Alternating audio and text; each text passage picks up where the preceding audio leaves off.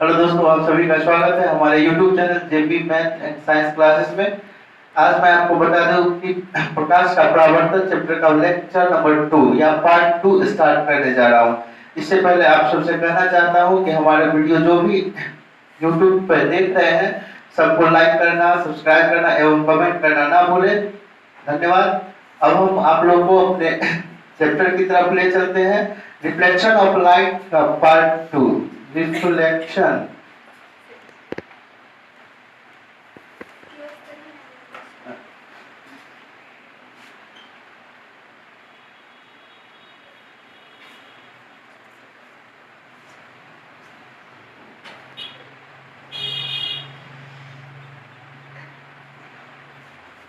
तो आज हम आपको प्रकाश के परावर्तन का पार्ट 2 मतलब भाग 2 दूसरा क्लास स्टार्ट करने जा रहे हैं। पहले क्लास में हमने बताया था कि प्रकाश क्या है, फिर से एक बार दोहरा देते हैं। प्रकाश एक प्रकार की ऊर्जा है जिसके कारण किसी भी जीवों में देखने की अनुभूति प्राप्त होती है।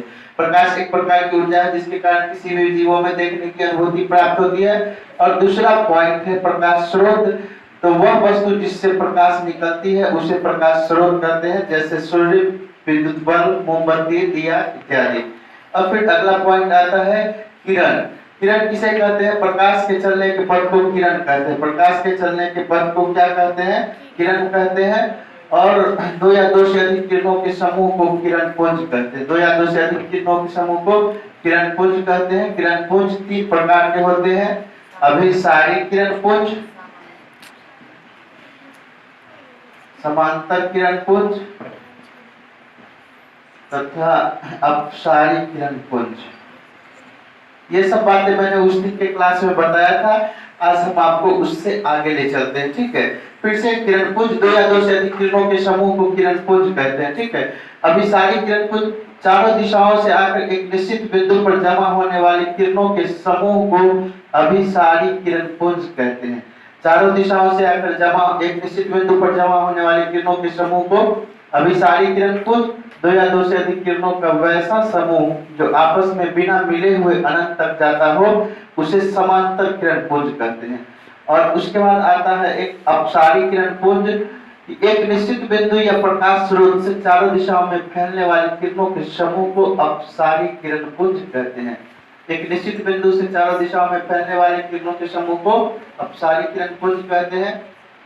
आइए इसके बाद हम लोग चलते हैं छाया। छाया किसे कहते हैं? What is shadow? छाया किसे कहते हैं? जब प्रकाश की किरण किसी अपारदर्शी वस्तु पर पड़ती है और उसके पीछे जो अंधेरा क्षेत्र बनता है उसे छाया कहते हैं। हम आपसे आशा करते होंगे कि आप सभी को हमारी आवाज सुनाई दे रही है।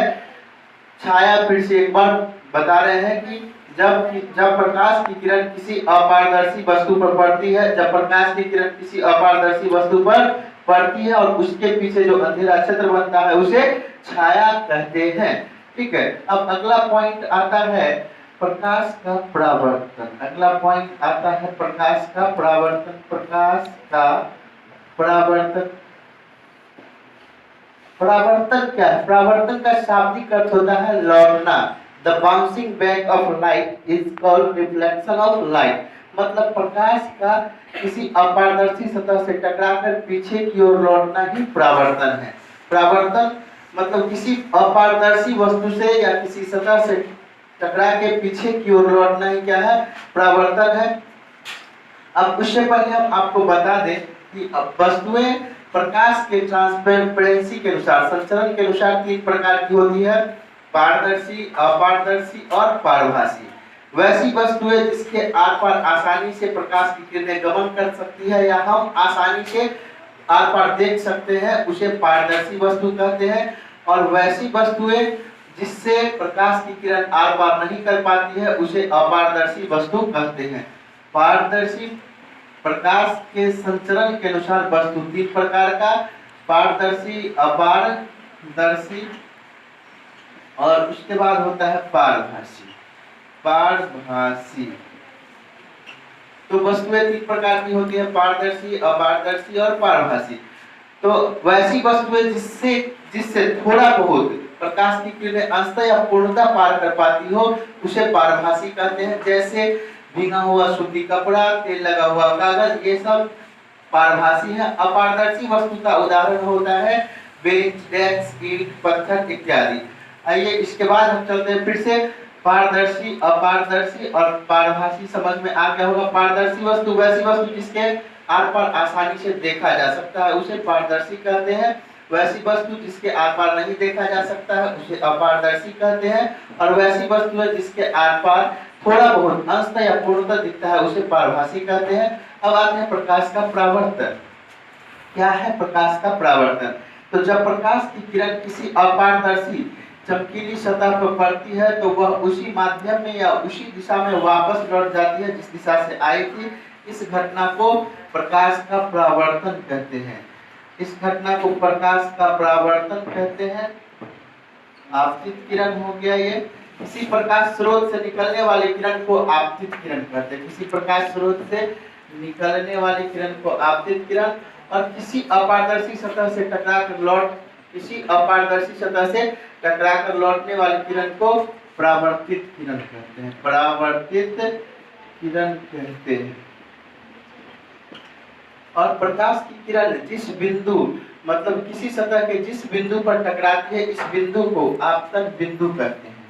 प्रकाश की किरण किसी अपारदर्शी सतह के जिस बिंदु पर टकराती है उसे आपतन बिंदु कहते हैं।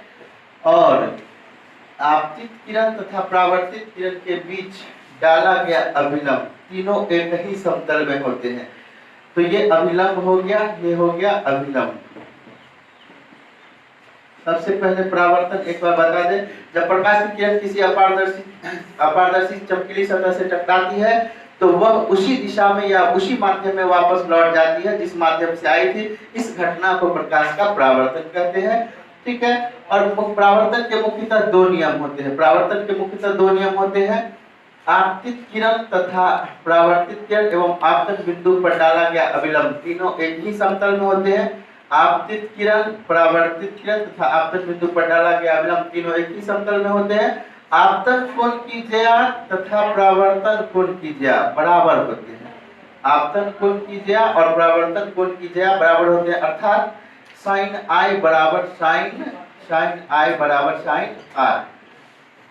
तो सबसे पहले हम फिर से एक बार परावर्तन के नियम बता दें। आपतित किरण, परावर्तित किरण तथा आपतन बिंदु पर डाला गया अभिलंब तीनों एक ही समतल में होते हैं। आपतन कोण की ज्या और परावर्तन कोण की ज्या बराबर होते हैं। उसके बाद आपतन कोण किसे कहते हैं? तो अभिलंब और आपतित किरण के बीच उत्पन्न झुकाव को आपतन कोण कहते हैं। अभिलंब और आपतित किरण के बीच उत्पन्न झुकाव को आपतन कोण और अभिलंब तथा परावर्तित किरण के बीच उत्पन्न झुकाव को परावर्तन कोण कहते हैं। ठीक है दोस्तों, आज का क्लास इतना ही तक। धन्यवाद। हमारे बात अवश्य ध्यान में रखिएगा। हमारे चैनल को लाइक करना, सब्सक्राइब करना ना भूलें। और हम आशा करते हैं मैथ और साइंस का एक एक क्वेश्चन, एक एक टॉपिक आप लोगों के सामने क्लियर करेंगे। फिर मिलते हैं अगले क्लास में।